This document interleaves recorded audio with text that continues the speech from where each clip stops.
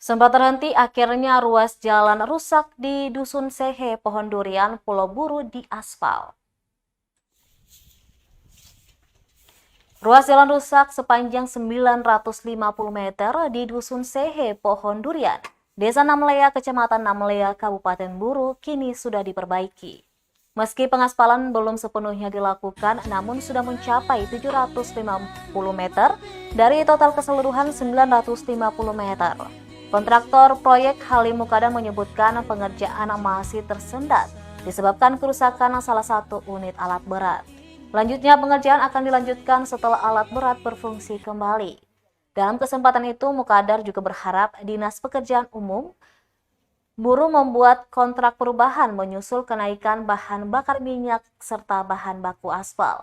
Sehingga Mukadar meminta Kadis PU Buruh untuk segera membuat CCO untuk mengatasi sejumlah masalah tersebut agar pekerjaan itu berjalan lancar. Diketahui proyek perbaikan jalan rusak tersebut sempat dihentikan selama lebih dari sepekan. Sebelumnya, pekerjaan sempat dihentikan sesuai instruksi dari Dinas Pekerjaan Umum Kabupaten Buru. Minum dulu. Like, dan kalau like.